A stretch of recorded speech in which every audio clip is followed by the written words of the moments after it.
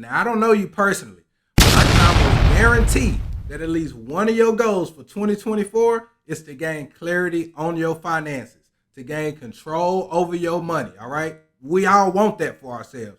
The problem is a lot of people do not plan and they do not take action to make that happen. All right. So today we're going to talk about the first part of that. All right. We're going to work on planning and budgeting our money with a free Excel monthly budgeting spreadsheet. All right. That's right. Free. Right in Excel. This is the same spreadsheet that me and my wife use for our weekly finance meetings. Now, what this helped us discover is that even though we are high earners, we are also high spenders. All right. And that's a problem a lot of people face. All right. Because if you make a lot of money, but you spend a lot of money, you end up with no money. All right. And that's not where we want to be. I don't know about you, but that ain't the play for us. Right. So we decided to do something about it. And it's helped me so much that I decided to share it with you so you can do something about it. All right. So hopefully you take action. But if you don't, you ain't got nothing to do with me. All I can do is put the information out there. You can lead a horse to the water, but you can't make it think. You understand what I'm saying? We're going to jump right into this monthly budget planner. I'm going to show y'all where you can get the planner from, how we utilize it, and, hopefully show y'all a way to help gain control of your financial future. Let's do it. First thing we're going to do is go to Excel. Let me blow this up for y'all. All right, so first thing you see it right here, but I'm still going to type it in the search bar just to start off for y'all. So type in family budget in the search bar, go to templates, and a couple of them will pop up for you. We use this third one right here, the family budget planner. So just click on that. I'll expand that here for y'all. And so it's really easy, y'all. Literally plug and play. If any of these things do not fit your situation specifically, you can erase them, delete it, edit it, whatever you need to do to make it fit your exact situation. All right. This should be tailored just for you and your household. If it does not apply, get rid of it. All right. So the formula is already in here. So it's going to add up and subtract whatever you put into these boxes. All right. Literally plug and play, just like I said. So we're going to start at the top with the summary. So we have total projected cost. This is how much you believe you'll spend in any given month. Then we have the total actual cost. This is how much you actually spend in that given month. And obviously these numbers will populate as you fill in your income and your expenses for the month. And then we have the total difference. And this is just the difference between what you projected and what you actually did. Now, if we move over here to the right, we see our projected monthly income source. So here you should put all income sources that you have. If you have one, then erase these other ones and just have the one income source. If you have more than three, then just add some, all right? For me and my household, it's my income, which is from my business. I'm 100% self-employed. And then we have my wife's W-2 income. She is a financial advisor. Then we have extra income from like flip properties, rental property, personal investments that we make on the side. We also do Turo where we rent out some of our vehicles. So we have a couple income sources. My wife does taxes. And so we put all of that information here. And then we do our projected monthly income based on what we know will come in from those income sources. All right. And then we have our actual monthly income. So we can project what we think will come in up here. But then at the end of the month, we put what has actually came in, or as we progress through the month, we put what has actually came in. And then that leaves us with a balance, which is just the difference. All right. Real simple. Hope y'all following me so far. But let's get into the expenses. All right. Because that's what's important, the expenses. What are we spending the money on? And so we're going to start with housing, right? Mortgage, rent, phone, electricity, gas, water and sewer, cable, waste removal, maintenance or repairs, supplies, and anything else that goes into your personal housing expense. Okay. Again, this should be tailored directly for you. Next, we have transportation. So vehicle 1, vehicle 2, payment. This would just be your lease payments per month. Then bus and taxi if you're doing that, or this might be Uber or Lyft. If you stay somewhere like downtown and you don't use your car, instead you Uber or Lyft everywhere. Insurance, car insurance, licensing, gas, maintenance, and any other expenses that may be associated with your vehicle. You want to list it here. Next, we have loans. This is very crucial, y'all. You want to put any personal loans, student loans, credit card debt, whatever it is. And for the credit cards, in this projected cost column, you just want to put your minimum monthly payments. All right. Now, when it comes to the actual, if you pay more than that, fine, it'll calculate it. If you pay less than that, which I don't suggest you do, fine, it'll calculate that. All right. But on the projected, just put your monthly minimum payment that's necessary. Then we move down to insurance. So this won't have car insurance because that's already up here on your transportation. But you want to have home insurance or renter's insurance, whatever fits you. And then you have health insurance, which I pray to God that you have, especially if you have kids. And then life insurance, which I also pray to God that you have, especially if you have kids and or family. Because let's be for real, if the family is struggling right now while you are alive and contributing, how hard do you think they're going to struggle if you just up and die? Not only is your income no longer coming into the house, but now they also have to come up with another lump sum just to bury your ass, all right? So please get life insurance. Do not leave that heartache and that issue and that weight on your family's shoulders. Get life insurance. Most term life insurance you can get for as low as $10, $20 a month, all right? I'm sure you spending that on something that does not matter right now. Please allocate the necessary money to life insurance, at least a term life policy. Please, all right? Let's move on. Next, we have entertainment. And this is very important because this is what a lot of people like to close their eyes when it comes to this category right here, right? You know, you might be somebody who goes out a lot, buys a lot of drinks for yourself and or others because you like to entertain. Let's be for real. We like to entertain, man. You might have friends who like to have birthday dinners. You got 4 friends with birthdays in January. Now you done went to 4 steakhouses, spent $200-$300 a night. And when you come back to look at this budget and what you spent, that's going to add up. And I'm sure that's going to put a big damper in what you're able to save and invest, which we'll get down to. All right. So make sure you're keeping an eye on entertainment. This is where a lot of us lose track of our money.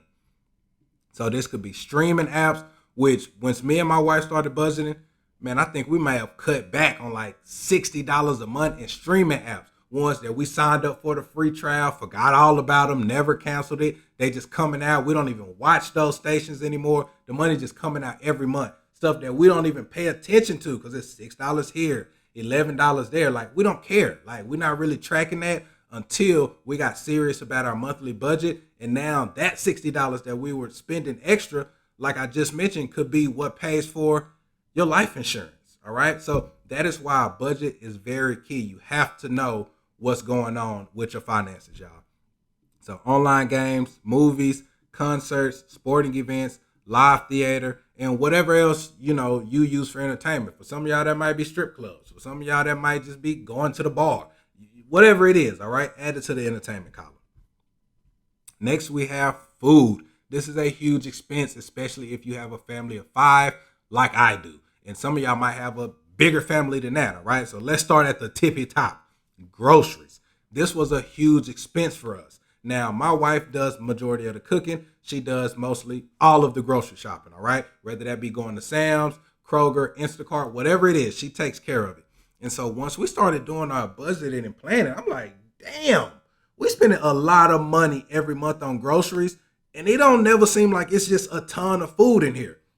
So I came up with all these ideas for her to save money on groceries, all right? You need to make an inventory list. You know, you need to do this, do that. And then finally I said, you know what? I want to go with you to the grocery store. I want to see what you're putting in that basket, and I want to see how much it comes out to. Because in my mind, when I'm looking at what we paying for groceries, I think she just running down aisles, just swiping shit. But I know she ain't crazy. So I'm like, I got to put my eyes on this situation in real time and see what is going on. So I actually went to the grocery store with her a couple times.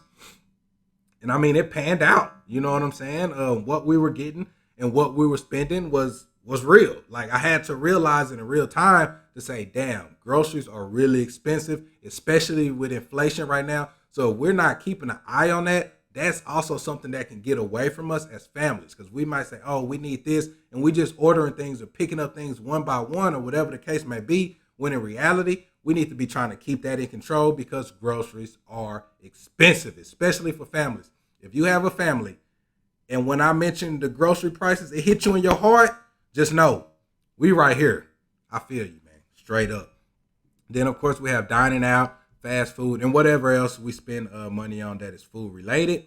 Next, we have taxes. I actually got rid of this column because when we add our income, it is post tax. All right. So we add income that has already been taxed. And so we don't go through accounting for what taxes have been taken out because what we do know is Uncle Sam gonna get his regardless. All right. So we just gonna count the money we get after Uncle Sam is satisfied. But if you want to count these taxes, federal, state, local, all of that, then you can keep this here. All right. Then we move on to children. I also got rid of this area because our kids don't have a lot of separate expenses. And so anything that has to do with the kids, we just add it under our housing expenses. It's nothing major. But if you have kids that have like serious medical conditions, or you pay a big school tuition, or your kids do a lot of activities, extracurricular activities that are really expensive, that does add up. So you may want to keep this column, but again, tailor this spreadsheet to what fits for you and your family.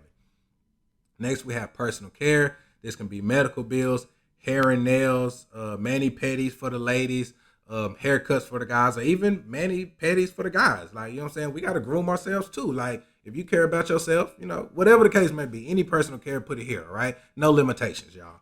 No judgment zone either, all right? Straight up. I like to get manicures and pedicures myself. I don't do no polish or nothing like that, but I like going. I like the experience, so, it is what it is. Then we have clothing, dry cleaning, health club, things like gym memberships, organization dues and fees, whatever applies to you guys. Put it here under personal care, however you take care of yourself every month. Next, we have legal. I also got rid of this column because, thankfully for me, I don't have a lot of legal trouble. But if that's something that you're going through, you have an attorney on retainer, you paying legal fees every month, then add that here, all right? But it does not relate for me, so we got rid of this. Next, we have pets. I also got rid of this column because my family does not have any pets, but I do know and understand that people who do have pets love their pets just like kids, and they are an extension of the family, and they can get really expensive, all right? So you don't want to leave this out. If you have pets, then account for that here. Lastly, these last two are two of my favorite and what I think is really important. First, we have saving and investing, retirement accounts, investment accounts, college, and however else you save and invest money. It could be 401k, brokerage accounts for your stocks, money market savings accounts, high interest savings accounts, real estate, whatever it is, that you make money from on savings and in investments, you want to put that here, all right? Because to me, the purpose of knowing how much money I have coming in and going out is so I can make sure I have money to allocate to savings and investments. Because when I think about finances, I think about my future. I think about my financial future, my family's future. No matter how high of an earner I am today, if I'm not saving and investing, that does not translate to the future, all right? And for me, I don't know about you, but for me, I don't want to work forever. So at some point, I have to have enough money invested and saved to take care of me as I live through my later part of my life, right? So a big motivation for me is going to places like Walmart. When I see those elderly people at the door greeting and checking receipts, I always say to myself, damn, I do not want to be no damn Walmart door greeter when I turn 65. Now, that's nothing against people who do that, because I understand that some elderly people do that just to get out of the house, just to interact with people. They may not even need the money. They just do it to have something to do. And I understand that concept as well, but I ain't doing that either, all right? So, again, for me, a big motivation is going to Walmart and seeing those door greeters. I don't want to do that. I do not want to have to work when I'm 60, 65, or up in age, all right? So for me, it is very important that we save and invest, mostly invest a lot of our money so we can see good returns and secure our financial future. That's why me and my family started using this spreadsheet. Hopefully that's why you're using yours. But even if you just want to track your spending, it's fine. Whatever you use it for, use it. Eventually it's going to open your eyes to bigger and better things, and you will be able to accumulate more money and, shape your future the longer you do this and just repeat this action, all right? Um, then we have gifts and donations. For us, we just changed this to tithing. All right. And so we tithe 10% of every dollar that we make. All right. It doesn't matter how much or how little. If it comes into our bank account, we take out 10% and put it towards tithing. All right. Now, a lot of people get the misconception that tithing has to go directly to a church. In our generation, a lot of people have lost faith in the church, so they don't tithe at all. They don't give back any money.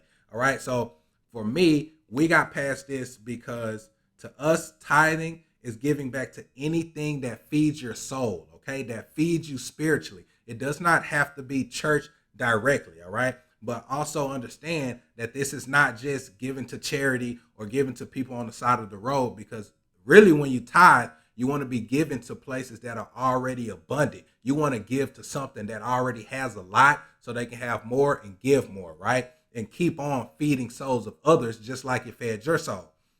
So just to give y'all a real life example, I get my hair retwisted once a month. All right. Now the salon that I go to, Cure House Naturals, that's a plug. But the salon that I go to here in DFW is actually in Grand Prairie. But the salons, two ladies on that salon, we're good friends, have been friends for a long time. But every time that I go there, I'm usually there for about an hour to 2 hours while they're retwisting my hair, and we have really in-depth conversations about life, love, finances, travel, just real life issues. And I don't get to have really deep conversations often with people. So when I do get to stop and have really deep, insightful conversations, I love that. I absolutely love that. And for me, that feeds my soul. And so on top of paying them for the service and tipping for the service, I might hit them back and say, hey, I'm finna cash out this, whatever amount it is, just because I really appreciate that conversation today. All right. Now, not saying that I tithe to them every month, but that's just an example of a place where I would tithe my money. All right. Because that fed my soul, that fed me spiritually when I can talk about things on a high level or a deep level and gain new insight or new perspective on things. I love that. All right. So that's one way that I tithe. But we're at the end of this video, y'all. That's everything. Like I said, it was really simple. Again, this is just a simple monthly family budget using a free Excel spreadsheet. And the purpose of planning, tracking, and budgeting your money is so you can allocate money to savings and investing and set yourself up for the future. And you can stop over consuming, meaning spending money on things that you do not need to spend your money on. All right. It's 2024. We are taking control of our money. It's ours. Right. All right. But that's it, y'all. Till next time. Tap in.